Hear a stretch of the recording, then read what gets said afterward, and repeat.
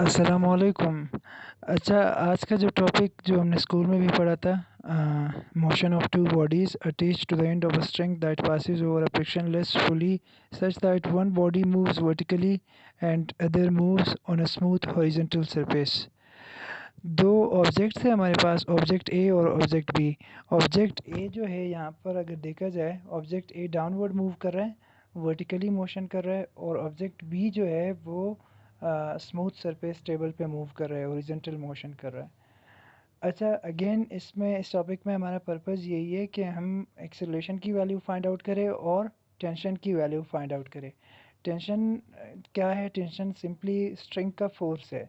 String जो support provide कर रहा है किसी भी ऑब्जेक्ट को, वो स्ट्रिंग की जो फोर्स है उसको टेंशन कहा जाता है। Is it clear? अच्छा, ऑब्जेक्ट ए भी मूव कर रहा है और ऑब्जेक्ट बी भी मूव कर रहा है, दोनों का एक्सेलरेशन सेम है। ऑब्जेक्ट ए भी विद एक्सेलरेशन ए मूव कर रहा है और ऑब्जेक्ट बी भी विद एक्सेलरेशन ए मूव कर रहा है। Is it clear? क्योंकि ये एक ही स्ट्रिंग से कनेक्टेड है तो दोनों की एक्सेलरेशन सेम होगी। जिस एक्सेलरेशन के साथ ऑब्जेक्ट ए डाउनवर्ड मूव कर रहा है, सेम उसी एक्सेलरेशन के साथ object be smooth horizontal surface पर मूव करेगा। और एक और बात यहाँ पर, ऑब्जेक्ट ए जो है वो डाउनवर्ड इसलिए मूव कर रहा है क्योंकि ऑब्जेक्ट ए का मास जो है वो ऑब्जेक्ट बी के मास से ज़्यादा है, इसलिए ऑब्जेक्ट ए जो है वो डाउनवर्ड मूव करेगा और सिमिलरली ऑब्जेक्ट बी जो है वो स्मूथ सरफेस पर, हॉरिजॉन्टल सरफेस पर मूव करेगा। अच्छा, अगेन मोशन से रिलेटेड है, एक्सेलरेट हो रही है दोनों बॉडीज़। एक्सेलरेशन की बात जब भी आ जाए तो हम क्या देखेंगे? हम फोर्स को देखेंगे, क्योंकि एक्सेलरेशन किस वजह से होती है? एक्सेलरेशन ऑलवेज फोर्स की वजह से प्रोड्यूस होती है। According to Newton second law, F is equal to M A. M A acceleration किस वजह से आया? फोर्स की वजह से। Force F is equal to M है। अच्छा, तो सबसे पहले हम नेट फोर्स देखेंगे ऑब्जेक्ट ए पर, कि नेट फोर्स कितना लग रहा है जिसकी वजह से वो ऑब्जेक्ट ए जो है एक्सेलरेट हो रहा है with acceleration A. Net force, again हम नेट फोर्स की बात तब करते हैं जब किसी ऑब्जेक्ट पर एक से ज़्यादा फोर्सेस एक्सर्ट हो रहे होते हैं। यहाँ पर अभी इस ऑब्जेक्ट ए पर दो से ज़्यादा फोर्सेस, एक से ज़्यादा फोर्स एक्सर्ट हो रहा है। एक फोर्स वेट लगा रहा है डाउनवर्ड, दूसरा फोर्स टेंशन लगा रहा है अपवर्ड। Is it clear? तो हम नेट फोर्स की बात करेंगे, नेट फोर्स इस वक्त इस ऑब्जेक्ट पर कितना एक्सर्ट हो रहा है। तो नेट फोर्स यहाँ पर आ जाए मास ए के लिए।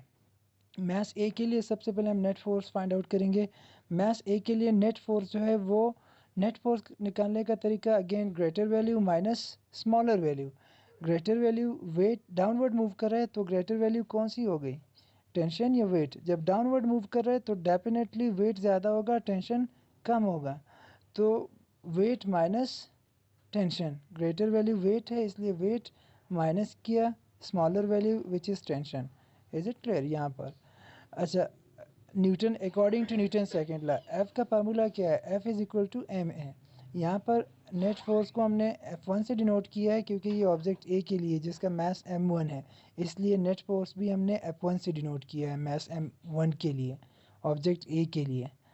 तो F1 जो है वो according to Newton second law F1 is equal to M है। अब F1 की जगह हम m1 a लगाएंगे।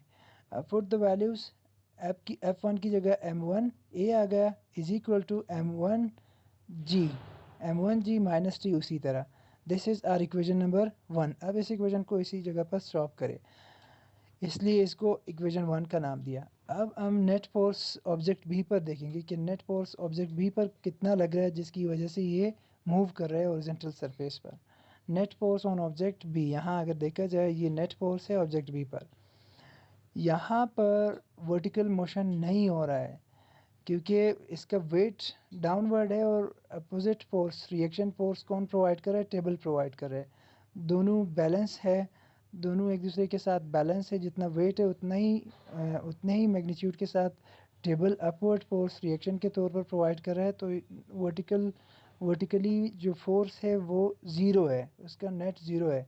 फिर भी ये मूव कहाँ कर रहा है? हॉरिजॉन्टल सरफेस पर मूव कर रहा है। तो हॉरिजॉन्टल सरफेस पर इस वक्त इस पर सिर्फ और सिर्फ फोर्स हॉरिजॉन्टल सरफेस पर लग रहा है, जो कि कौन प्रोवाइड कर रहा है? टेंशन प्रोवाइड कर रहा है।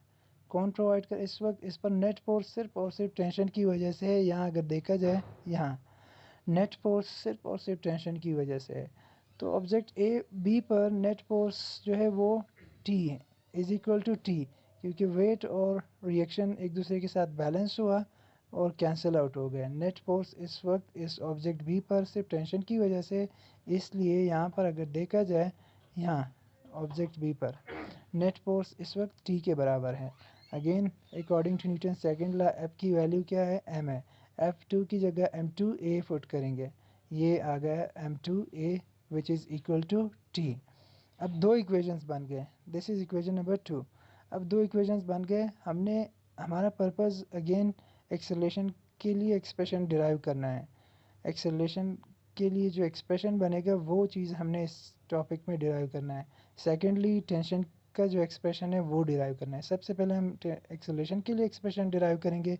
तो एक्सेलरेशन के लिए एक्सप्रेशन डिराइव करने का एक ही तरीका है, हम इक्वेशन 1 को ऐड करेंगे इक्वेशन 2 में।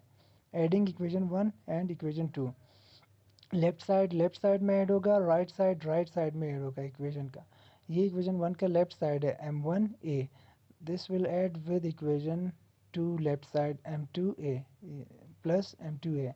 और इक्वेशन 1 का राइट साइड क्या है, M1G माइनस टी, और लेफ्ट इक्वेशन 2 का राइट साइड ओनली टी है। सो M1G minus T plus T, एक टी प्लस का एक माइनस का एक दूसरे से कैंसिल आउट हो जाएंगे, तो क्या बचेगा हमारे पास, M1G बचेगा। और यहाँ पर अगर देखा जाए ए कॉमन आ रहा है, ए को कॉमन निकाल दिया, बचेगा क्या, M1 प्लस M2 बच गया। ए को हमने कॉमन निकाल दिया, M1G उसी तरह आ गया। अब आपने एक्सेलरेशन की वैल्यू फाइंड आउट करना है।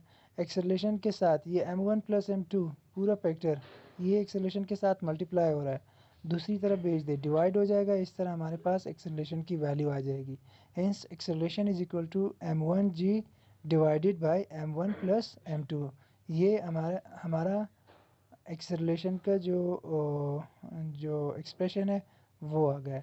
सिमिलरली आप जो है अब हम क्या करेंगे, टेंशन के लिए एक्सप्रेशन डिराइव करने की कोशिश करें। टेंशन के लिए एक्सप्रेशन डिराइव करने के लिए हम क्या करेंगे, एक तो ये तरीका है कि यहाँ पर ये जो ए की वैल्यू है आप इसको इक्वेशन नंबर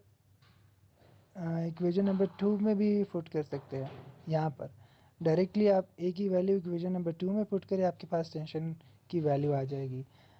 अगर ये नहीं करना है तो फिर क्या करें, इक्वेशन डिवाइड करें इक्वेशन 1 को इक्वेशन 2 पे। इक्वेशन 1 को यहाँ पर इक्वेशन 2 पे डिवाइड किया, डिवाइड करने के बाद एक्सेलरेशन कैंसिल आउट हुआ और क्रॉस मल्टीप्लाई करेंगे।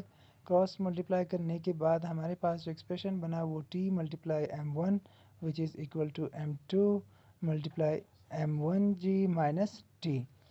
अब ये यहाँ पर हमारे पास क्या बना, M1T रीअरेंज किया जस्ट इज इक्वल टू, ये जो M2 है ये अंदर इस ब्रैकेट के साथ मल्टीप्लाई हो जाएगा। इस ब्रैकेट के साथ मल्टीप्लाई होने के बाद क्या बनेगा, M1 M2G minus M2T। Is it clear. अब टेंशन के जो टर्म्स है वो एक साथ करें ताकि हम टेंशन को कॉमन ले लें। ये एक टेंशन का टर्म्स है और एक ये है, अब इन दोनों को एक साथ करें। ये जो टर्म है ये इस साइड पर माइनस हो रहा है, इस साइड पर आकर क्या हो जाएगा, प्लस हो जाएगा। M1T प्लस ये इस तरफ आकर क्या हो जाएगा, M2 प्लस हो जाएगा, माइनस से plus M2T is equal to, इस साइड पर क्या बचा, M1 M2G उसी तरह बचा। यहाँ पर T कॉमन ले ले, बचेगा क्या, M1 प्लस M2 जो T के साथ मल्टीप्लाई हो रहा है, इक्वल के इस तरह भेज दे, यहाँ पर क्या हो जाएगा, डिवाइड, किसके साथ डिवाइड हो जाएगा, M1 M2G divided by M1 plus M2। Hence हमने एक्सेलरेशन के लिए भी एक्सप्रेशन क्या किया, डिराइव किया। ये एक्सप्रेशन एक्सेलरेशन के लिए है, सॉरी टेंशन के लिए है, और ये जो एक्सप्रेशन है this is the required value of acceleration and this one is the required value of tension. Is it clear.